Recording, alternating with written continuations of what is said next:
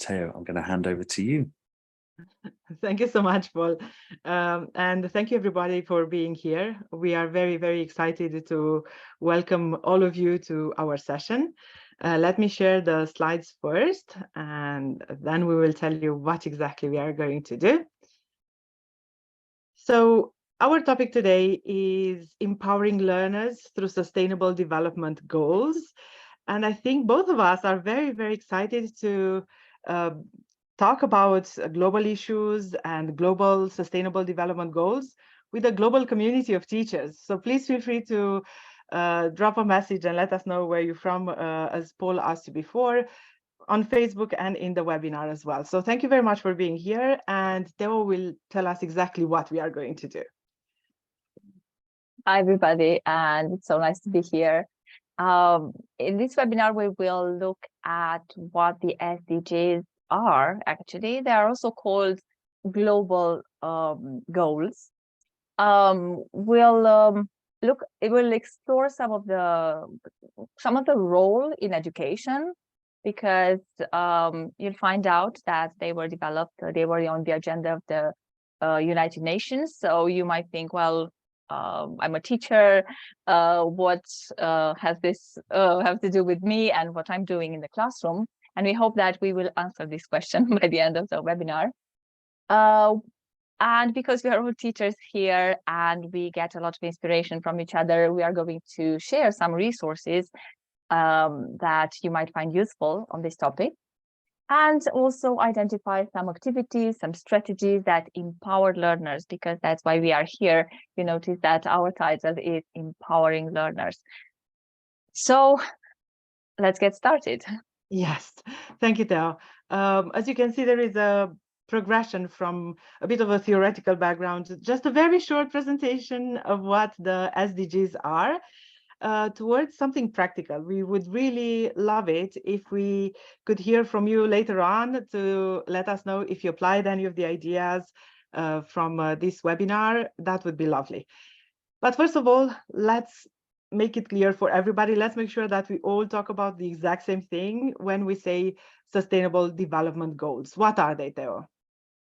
Well, they were part of an initiative in 2015, United Nations initiative. They were on the agenda, and basically a universal call to action to end poverty, to protect our planet, to create opportunities, equal opportunities for everybody.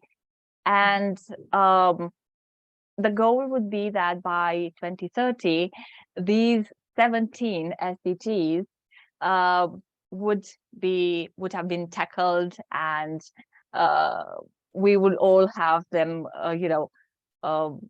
under control. Done under control. Yeah, at least it's halfway there, but probably not yet there. So we are still working on it, and that's why probably we as teachers need to play our part and our role in this. So what we are going to do today is look at how we can integrate them into the classroom and what we can do as teachers and learners to help set this into motion. If you go to the UN website, and you will see the SDGs described, you will also see that there are some numbers there which will show you somehow in real time all the actions that have been taken, all the targets, the publications that have been done on this topic. So somehow you can see more, you can have more details there as well. That sounds really good.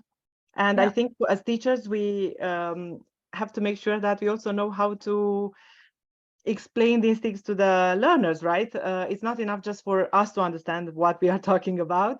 We have to make it clear for the learners that this is part of a big project. And this is something that Theo and I like to do with the learners, because we think that sometimes just explaining things can be too dry, and they will not remember them. But if the learners actually start by discovering the SDGs through some work, they have better chances of remembering. Here you have the symbols, the icons that represent all the SDGs, the 17 SDGs. And as you can see, some of them are pretty clear, some others are not so clear. For instance, if you want, you can drop in the chat if you can anticipate what goal 6 is. Maybe you know them, very, very well.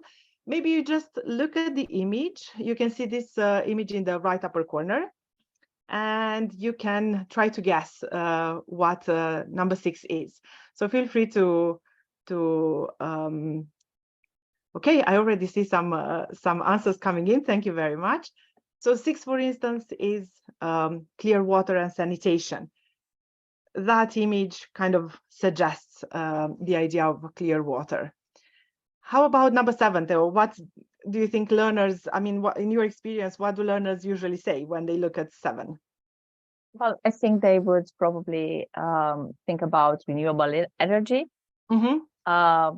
Because of the color and the switch on button and Exactly. and the sun. So exactly. Yeah, some Usually of them they say are just energy, right? Yeah, they say just energy, true. and then we guide them towards it's not enough just energy. It's also the idea of renewable and sustainable sources. Great. 11 is I think it's kind of self-explanatory, but we don't always get the same reactions or the same answers. Sometimes students think it's about buildings or about cities, and with the cities they are quite close, right?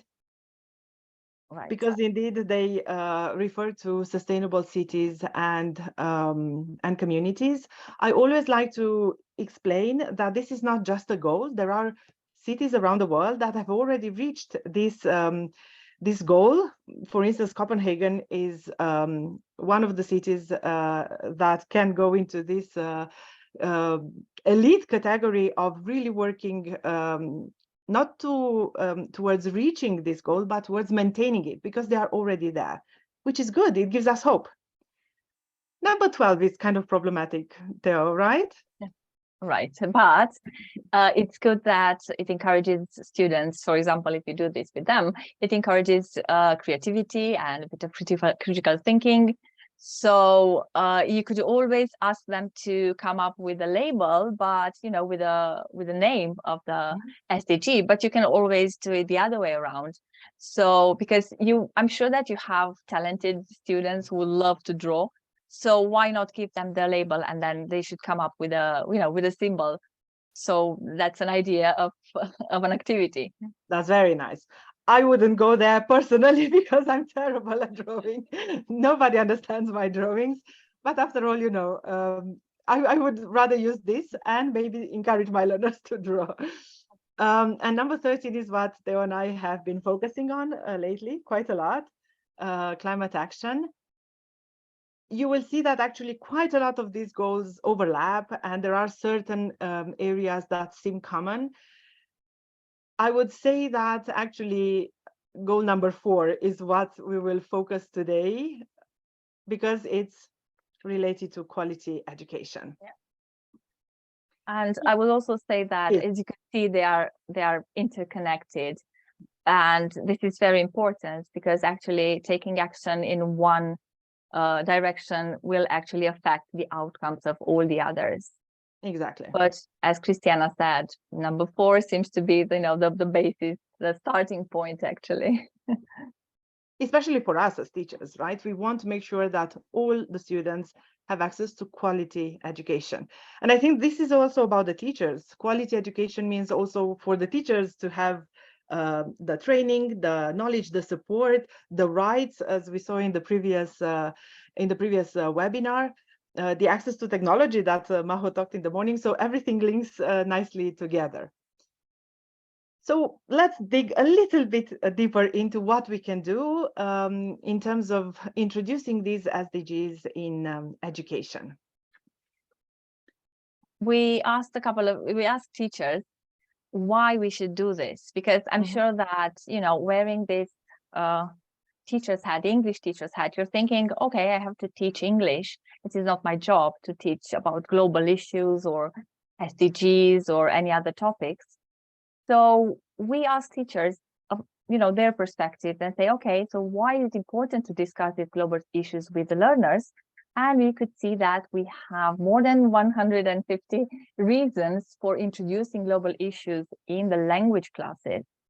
And if you look at this, you will see that the ones that are in bigger letters and right in the center are actually the responses that, came up more than once.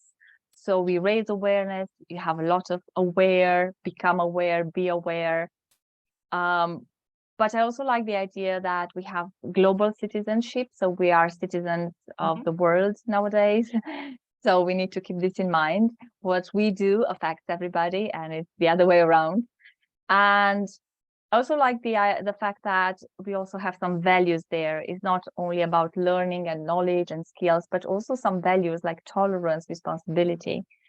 So thank you to all the teachers who participated and gave us a very good starting point in our topic. Absolutely. A shout out to everybody who filled in our Slido, because I think it's probably many of them are here. So thank you very much for doing this and attending the webinar. And as you said, Theo, it's interesting to see all the different ideas that somehow turn around the center, which is awareness. And that idea of a better world is also very, very nice. As Paul said at the beginning, we have worked with thousands of teachers around the world on different topics. And when we work on this, we also get some other reasons that we wanted to quickly explore with you. Maybe you will find the motivation. This is why we want to show you that there is some value in introducing these topics into our classes, these global issues. And the first one is that, as Theo said, let's not forget, we are teachers of English. We have a curriculum to follow. And it's very good actually to remind ourselves as teachers that we will provide our learners with vocabulary structures that will allow them to communicate with people around the world on this current topic. This topic is more and more discussed everywhere. There's a lot of debate, of discussion. So they will be able to participate in these discussions in the real life. So this can be a motivation for us and the learners. And I know that all of you here think, okay, yes, I have to teach this, I have to integrate this, but I have to prepare my students for exams and for certificates. And yes, and this will actually help them, because you probably noticed that there are a lot of tasks and a lot of topics related to environmental issues in exam papers. So you will actually help them, but not probably always mentioning the word exam, which is not always the the most motivating word. It's by by slowly and nicely introducing and integrating these topics and supporting them with the vocabulary and with the topic itself, because they will be able to form an opinion, to express an opinion during an exam. Yeah, that's right. And also, we mentioned before the fact that they will be able to discuss outside the classroom in the real world. Actually, learning does take place inside and outside the classroom, especially with this kind of topics. We allow learners to be empowered, because this is the title of our webinar. They feel empowered to take what they learned in the classroom into the real world and continue learning or start acting. And I think I mentioned this before, that we want our students, we want to empower them, and we want them to be able to express an opinion which is their own, based on some research they do, based on their own decision on complex issues. So while doing this, they also develop critical thinking and creativity, which definitely skills that are essential in today's society. So one more reason to. And I took a quick look at the chat. Wonderful reasons in the chat, lots of good ideas. And it's wonderful to feel all that energy and that interest in the topics. Thank you very much. Another one would be that something that might seem silly a bit and kind of childish, but there is a lot of science behind this. When we talk about the world, nature, everything connected to what is happening in real life, learners will hopefully start to spend more time in nature, in community, not be so isolated, feel connected to a bigger reality than what they have in the classroom. And especially the connection with nature is actually proved to develop a healthy lifestyle. With so much stress and anxiety around us, who doesn't need to feel more relaxed and happier? And speaking about anxiety, I think that, okay, we've talked about it, we've raised awareness, and we feel that only by talking about it, we just keep this level of anxiety high because we don't do anything. So this is the moment when we have to act. We have to turn everything, you know, all the awareness and the talking into action. And that's why this is our this is how we see empowerment, empowering our students to help them do something, help them and support them be able to take action. So and try to get rid of that anxiety Cristiana mentioned, you know, by simply talking about things and looking at the dark side.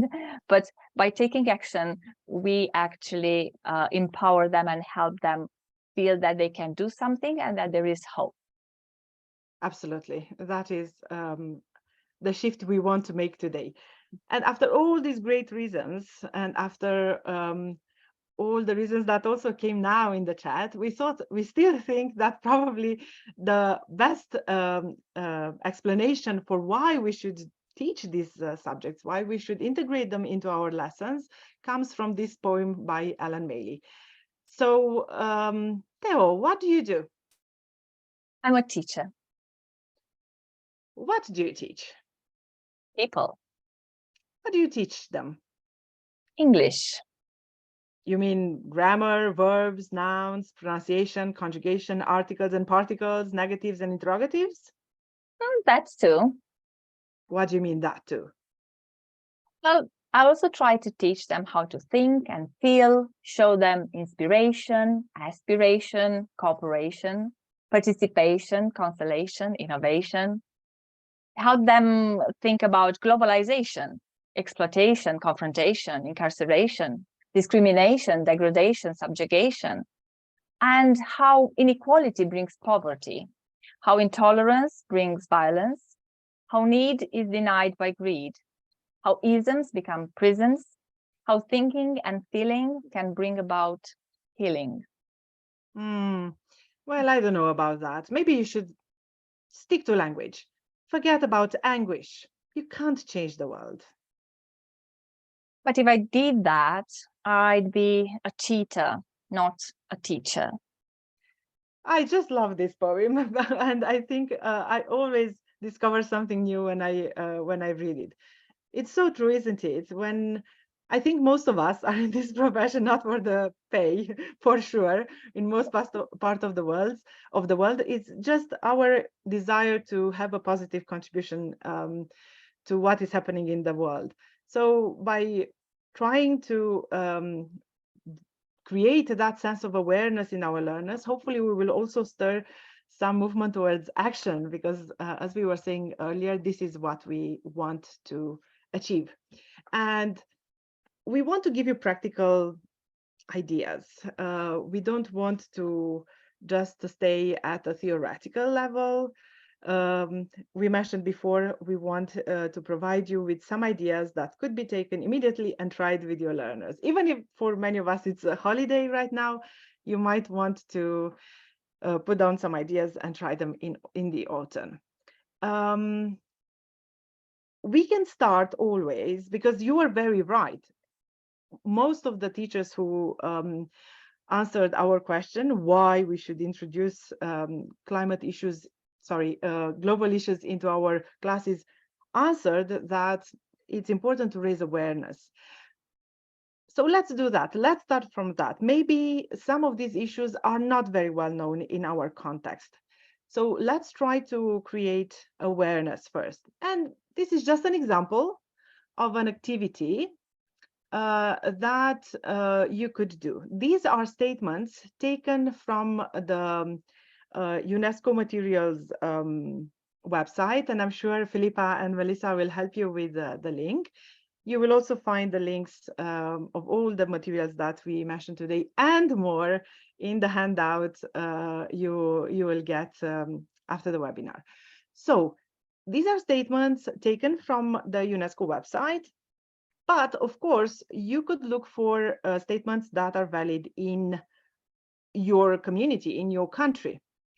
Let's take a look at these, and maybe our colleagues attending the webinar can help us by just writing the number of the statement and saying if you think the statement is true or false.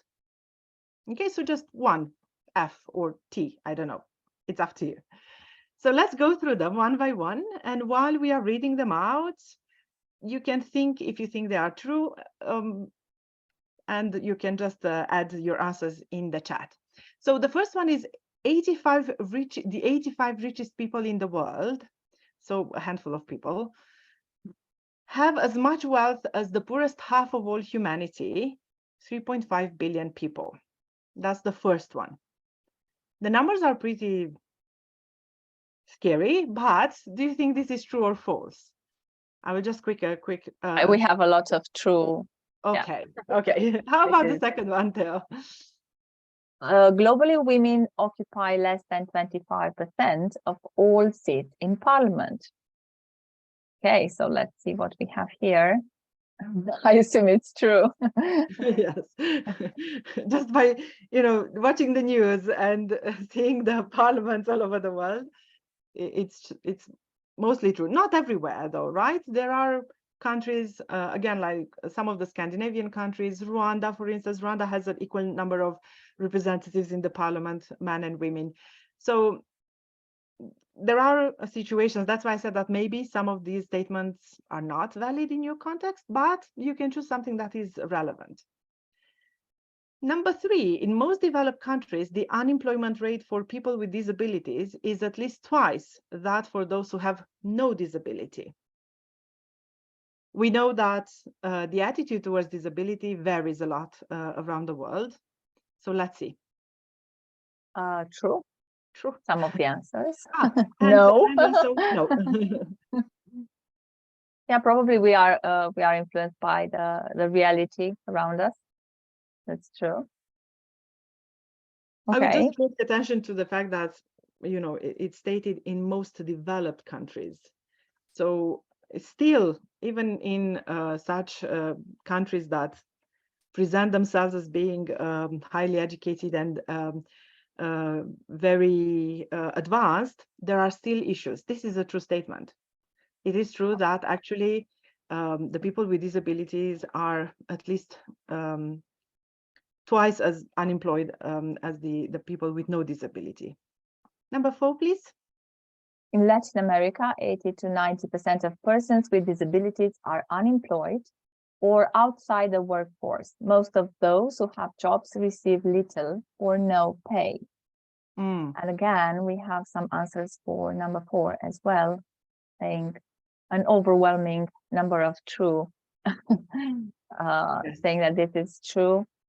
And it's something that you can, an activity that you can do with the students, just maybe slightly changing things in these sentences, to make them aware, to make them pay attention, to make them use their critical thinking, when reading information. We have a lot of information everywhere, but we need to make sure we check it. So, and Maho had some very good points about checking information. So please make sure that you also watch her webinar. And in Europe, easy access to green spaces levels improves the health of poorer people by as much as 40%. Do you think this is true?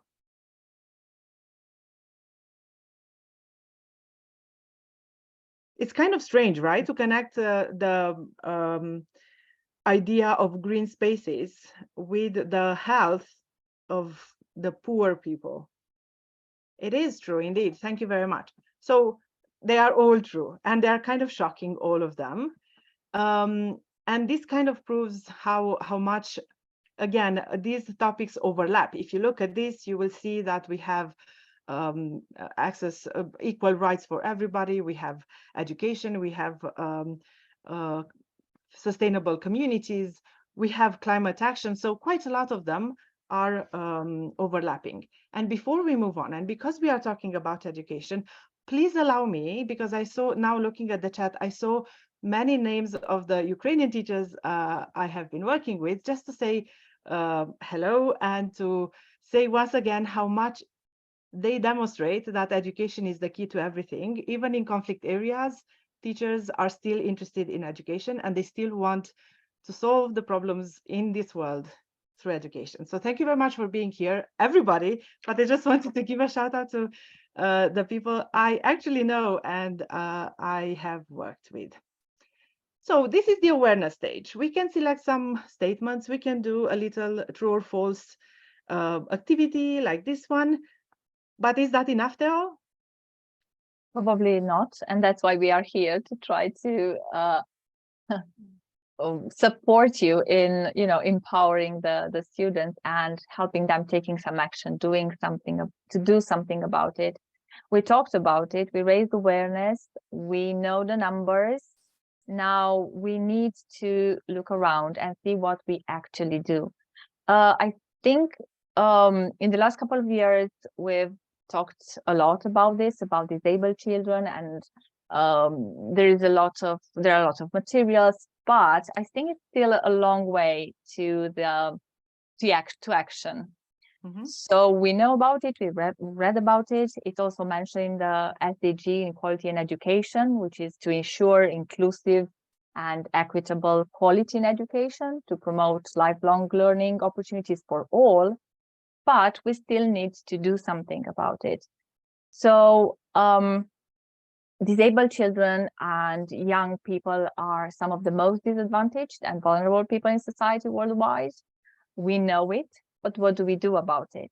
Mm-hmm. And I'm sure that this happens in your school. So probably we need to encourage our students to look around and find some personalized examples around them and see how they can help people around them. We can start from, asking some questions and asking them to look around and identify people in their, in their school, in their community, that maybe they could help. So we can go with some questions, like maybe Cristiana, you could share some of the yes, ideas. So we can ask them to identify. We are still somehow at the awareness stage, and then thinking in practical terms, what exactly can we do as a learner, as a teacher, to reduce inequality? Mm-hmm. And how can we help? Probably when your students read all these numbers and they have this global adjective next to them, you think, oh, it's not my job. There's nothing I can do. I'm just a drop in the ocean. But the ocean is made up of drops, of many, many millions of drops. So I think this is where we can help them and support them to identify what exactly they can do to help their colleagues. Cristiana, maybe you have an example that. Yeah, I was thinking about the year when I became a teacher educator. I was still teaching in high school then, and it's a high school, very renowned high school, a very good one, really caring about the students. And yet we had a student at the time. She had just come into our school and she was in a wheelchair. There was a ramp only at the entrance, but no ramps in between floors. So I remember very clearly how the classmates were very supportive, and they were actually trying to carry her up the stairs. Somehow they decided, it's good to do this, but let's think in the long term. And they started working with the teachers. It's an old building. It was really difficult to build something, and they found solutions by the end of the first term, but still quite a challenge. But it took the learners, not the teachers. It started from the learners. The teachers, maybe during the breaks, were not necessarily there. They could just see the student in the class. They didn't wonder how she got there, but actually her classmates carried her. So this is important to help the learners notice. As you can see from the questions, they are rather vague because we don't know what they could identify as an issue. It could be anything. It could be learners with disabilities. It could be learners who don't have the same social background, who struggle with food maybe. It could be anything, but they have to start paying attention. So we move from awareness to noticing, and then let's do something about it. It's not enough just to see things and to be aware of them. We have to act. I just wanted to point out that in the last question, how can we help? What can we do? I really love these global topics as a subject for our classes, because the teacher becomes one of the learners. We explore these issues with the learners, and we have to be very open and honest about this. We can tell them, I'm with you. I'm also trying to change my behavior. Maybe, our generation is responsible for many of the situations that are created now in the world, but let's do something together. Teachers and learners, let's find solutions.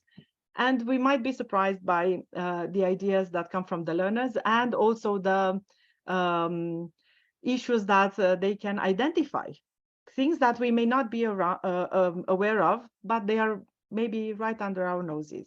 So this could be a very nice movement from, yes, there are issues. In our example, it was learners with disability, right? And then we move towards identifying the issue and finding solutions. And probably to add to that, the fact going back somehow to the awareness, being aware that whatever we do by helping others, we actually help each other and we help everybody. Everything that we do for, in that case, for people with disabilities, will actually help everybody. And this is, so it somehow nicely, rounds up everything, that we become aware of the importance of, and the impact that we have with our actions. As you were saying, maybe awareness brings about some anxiety and some stress when we start realizing the world is far from being perfect, but action kind of provides that relief and a hopeful attitude.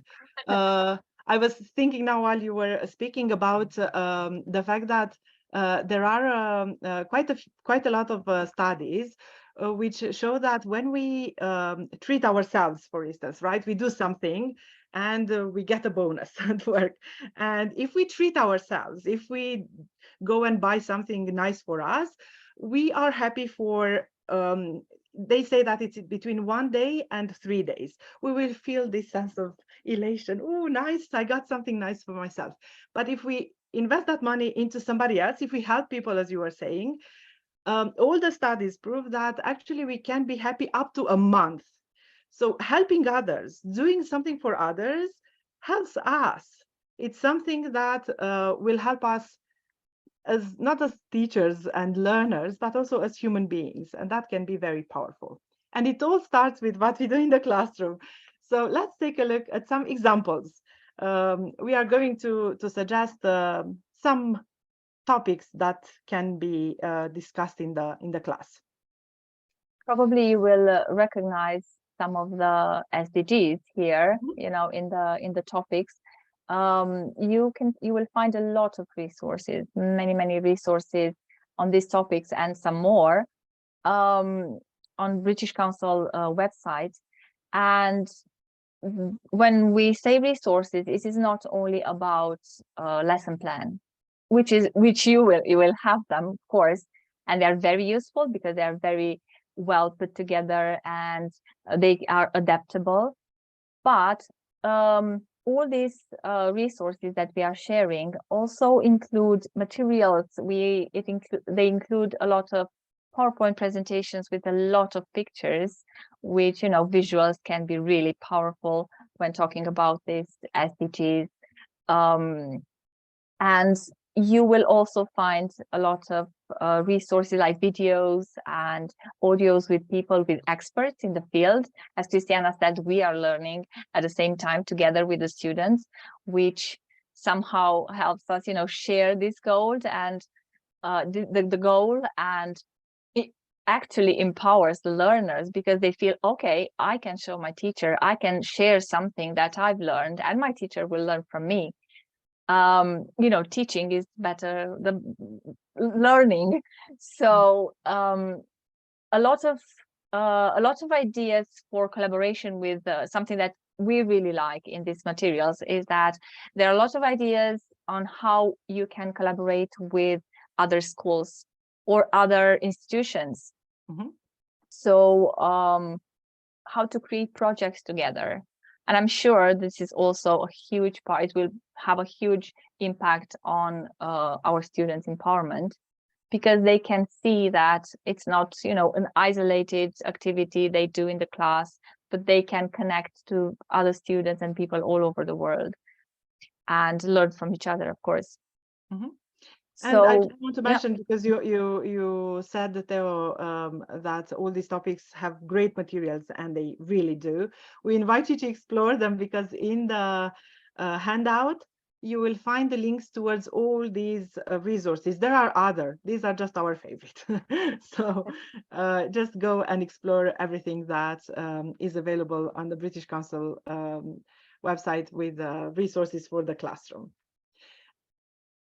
Shall we dig a little bit deeper and mention some practical examples? So besides what you have there, everything that you have there can be adapted for your classroom and for your context. You might also want to check with your local British Council if they don't have anything in particular going on right then. Just to give you an example, some of these materials were translated into Romanian, and they are offered to teachers through the Ministry of Education website. So you might be part of something like this. You might take action together. You will have materials available. Because, by the way, these are not just for the teachers of English. They could work with other teachers. You could initiate some sort of transcurricular collaborations with other teachers. So everything we say, you will see, can be done in the English class or together with other teachers.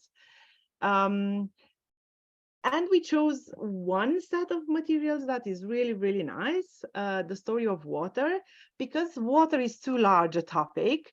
They thought of narrowing it down to rivers. And we wanted to ask you, if we say rivers, what kind of themes connected to rivers can you think of? What aspect of the rivers could you discuss in the class? Feel free to just add them again to the chat if there is any kind of connection. I don't know if you have rivers near you, but it could be any body of water. So we have some ideas about thirst, health, so the clean water, floods, so also the the negative, the dark side sometimes, agriculture, plastic pollution. Lots of great ideas, and indeed many of them are integrated in these materials. They are like separate. You can choose. There is so much variety. You can choose whatever you like and you think is suitable for the age, the level, the dynamics of your class. Here we have the 6 themes that appear in the material: the river of life, river city, global river, polluted river, imaginative river, and preserving rivers. I have to confess that all of them are great, but by far we have our favorite. My favorite is imaginative river, and we couldn't help ourselves. We are going to give you some examples from that. But first, before we get to that, let's discuss a little bit about how we as teachers can measure the impact. We do these activities, if we choose to do these activities with our learners, how do we know that we really do something impactful, something that is meaningful for the learners?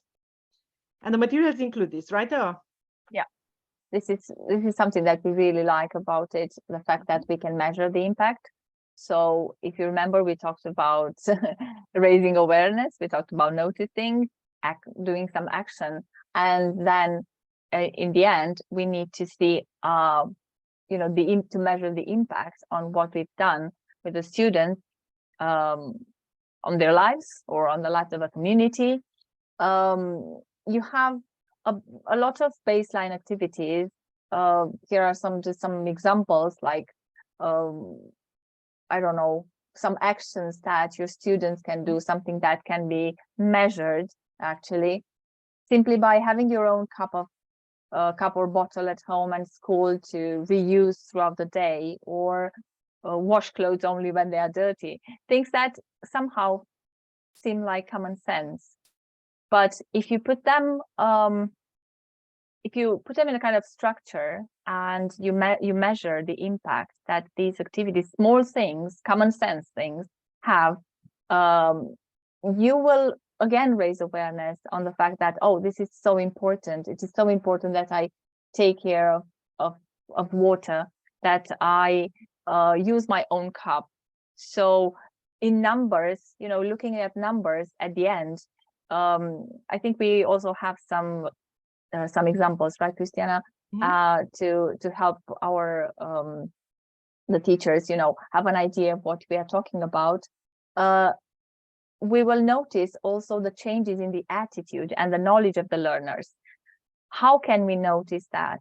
Again, by measuring the impact, by developing new habits, helping them develop new habits, and together, by, you know, we are doing this together with them. This is very important. It's something that Cristiana pointed out a couple of times, to learn with them, and also to lead by example.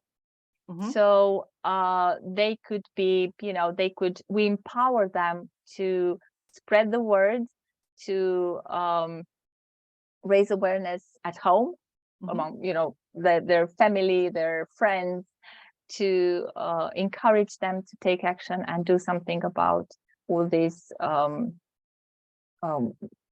topics that we talk about at school. So we really like this idea of measuring the impact. So absolutely. And you will see that there is a procedure you can follow, you can adapt. It's quite simple, but it's important, I think, for us and for them to be aware of the fact that we are changing and we are making a difference. Very quickly, just some examples. For instance, from the first theme, River of Life, you can start with one of those KWL grids that many teachers love, just to find out what they know. So first we ask them, what do you know about what is the river, and a river, and why are rivers important?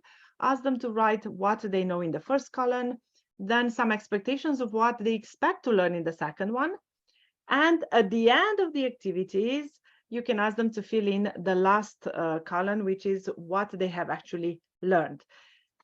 Great moment of reflection for the learners to realize what they have been through, what they have learned, but also for the teacher in terms of feedback and adjusting the teaching maybe in the next classes. So this is just to get them started. Then we can do something, right? Because this is what we're all about. Let's do something.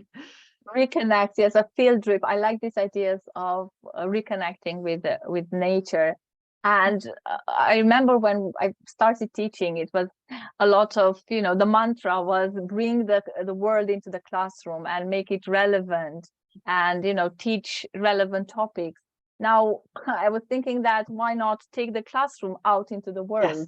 Yes. So we brought the word into the classroom. Now let's take the classroom outside. Let's move outside and learn reconnect with nature, and learn in a, I don't know, you can learn so many things in a field trip, from vocabulary, because we are English teachers. Let's not forget our our main job.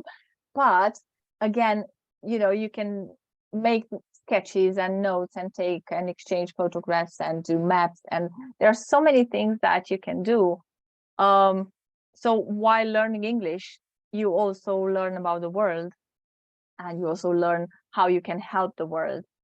So a lot, I think we need a whole hour just to enumerate all the things that you can gain from this, from life skills to language skills and so many others. And doesn't have to be something big, right? Yeah, They just exactly. don't have to organize like whole trips. Many cities have rivers flowing through them, so you can just take your learners in the city, maybe close to your school. We discussed this in an event, in a conference for the environment in Romania, and many teachers were excited to do this. And what we mentioned before, it's very nice if you maybe can convince the geography teacher to come along, or I don't know, the biology teacher, and do some activities, connected to mapping, observing life forms in the river, and so on. So it can be quite versatile. But it's also nice to go towards this idea of developing thinking skills. And we are going to look at 2 activities from theme 5, our favorite, Imaginative River, in which we will look first at critical thinking.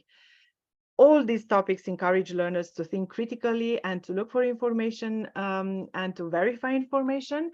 But you will find in the materials some details about something called P4C, which stands for Philosophy for Children. And in this approach, we practically encourage learners. We don't ask the questions. We don't come up with the topics. We kind of create an opportunity for them to explore a topic, and they come up with a question, and they lead the discussion. The discussion doesn't have to be very well organized. It's surprising sometimes how well learners get organized, how maybe some of them will take the initiative, the ideas will keep flowing.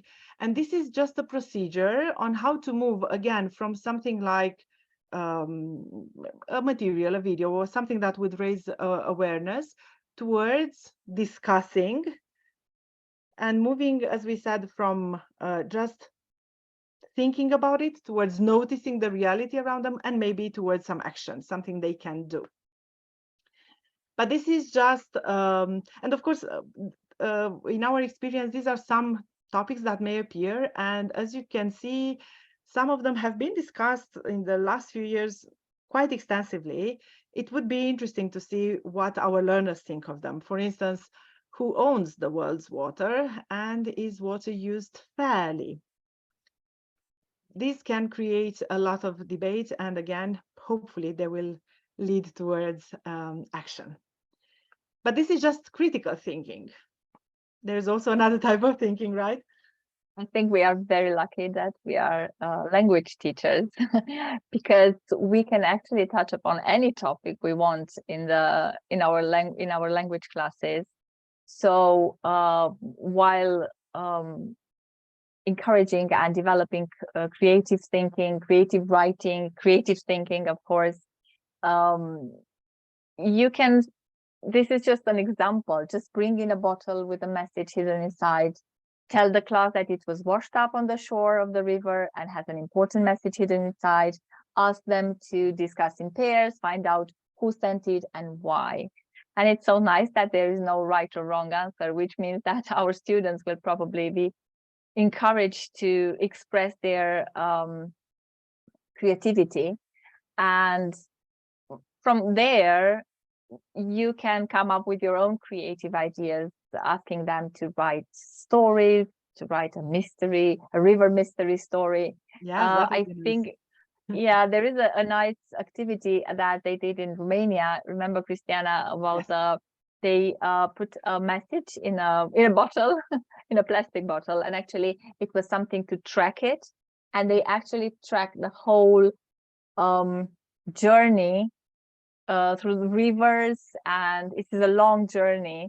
Unfortunately, we don't have, and it's in Romanian. We don't have the link now. It's a whole journey that the students could actually follow together with the teachers, of the geography teachers, I think. And you know, the all that journey of plastic. We know that plastic is there and stays there, doesn't disappear, unfortunately. So, and the last they heard from the bottle, it had reached, it came from near Brașov in Romania, so in the middle of the country, and it went all the way through many rivers until it reached the seashore. And now it's somewhere with a family in Bulgaria. So it's the bottle found an owner. And apparently they were contacted, and they were more than happy to let the bottle go and see if it can reach other seas from the Black Sea. So these are just some practical ideas that might also stir some creativity. But we come back to this idea of from awareness to action. You will find things like diaries. How do we change habits? How do we make a difference? How do we change behaviors and mentalities? Well, we change by writing down, by logging everything that we do. For instance, you can keep a water diary with your learners, but please be sure that you are one of those who do this. Not to just tell them do this, be one of those who actually do it. A plastic diary, and there are these are simple tools to use to be aware of the fact that we can change things. Sometimes, as Theo said, we feel helpless. We feel that, what does it matter if I change something? There are so many people in the world who don't do anything. But if we all think, if you all thought like that, nothing would change. So let's start one person, then a classroom, then a community, and things will develop. We start locally in order to change things globally. And hopefully these will become policies. That's why we are here. This is why Paul invited us to this event on policies and practices. We hope that this idea of moving from awareness towards action, taking the learning into the direction of action and of changing habits, is something that will become common practice and a good policy in the school, because I think we made it pretty clear. It's now we have to act. We can't postpone this. And thank you very much for listening to us. And we are open to questions. Can I just say that I saw a question earlier and it was very interesting. Can I just ask that question? Please. Yeah. Let's see if it's the same question that I noticed. Somebody asked, what if my learners are very low level? Yeah, Go for it. Answer the question, Cristiana. I will ask the question, Theo will answer it, and then I will maybe add an idea. No, I have another question, but it started the same. What if? So you can go ahead. Okay, so I was thinking that many of these things do not depend on the language level, actually. You can adapt them, you can change them. Some of the materials that you will explore, you will see that they have actually different levels. Both the UNESCO and the British Council website have different materials for preschoolers, primary classes, and secondary classes. So it's never too early to start. Even if they are older and the language level is not good enough, you can still do lots of practical activities. Remember Theo's example with asking them to draw. They don't need a great level in English in order to draw, but they would still process the idea of a global issue and something that we can do about. So there are very simple things that we can do. Just explore the materials. I'm sure you will find plenty of ideas. What was your question? The question was, what if my students don't want to talk about the SDGs? And I said, don't talk about it, then do something about it. I mean, don't talk. You don't have to talk. You don't need definitions and numbers, but just show them the relevance and do something. They don't need to know the names of the SDGs. They don't need to know how they are defined and anything like that, but just do something, a small thing that, we've shared so many ideas here today. Do a small thing, and I'm sure they will enjoy. Students really, really enjoy doing things rather than talking about those. and you can be very smart and make them talk about this without them realizing that they talk about this. Let me give you an example. Fashion is something that learners love, right? Especially teenagers, they love to discuss what is trendy and what is not. And if you, while discussing maybe something related to fashion, you introduce the idea of the impact producing certain clothing items could have on the society and on the environment, that might create some interest without them realizing that actually they are talking about several of the SDGs. So you don't have to say, now we are going to talk about this, and they will go, oh no, not again. Just introduce them, hijack the course book if you want. You can do this not in separate lessons. You can also do this with your own classes. Just add some extra tasks, some extra questions, and hopefully they will start to ask the questions. There was a question that Melissa's put in the chat, actually. Thank you, Melissa, about I mean, what you were sort of saying about the students there going, oh, not this again, not this again. But if you kind of set up projects, is it a good idea? Would you recommend kind of setting up projects with teachers of other subjects, so kind of biology teachers, geography teachers, so it's kind of a bit more cross curricular? A good idea for everybody, for teachers as well, because we are not experts in the field. Let's be honest, and we don't want to stay, to share false information or. And I think it is even more reliable, for the students to see that we all connect and we discuss things, and we actually have a good example. We set up a good example how to communicate and how to share, how to work as a team, and somehow demonstrate the fact that everything is interconnected. There is no such thing as this topic and this topic, or this subject and this subject. And somehow English has this the benefit of having everything together, being able to to incorporate and discuss everything, actually. So we can, the biology and geography teacher can help actually quite a lot with their expertise and their ideas. Great. Okay, great. We've sort of run out of time, so we're not going to have time to take any more questions, unfortunately, but thank you ever so much, Teo. Thank you, Cristiana. It's been really, really interesting.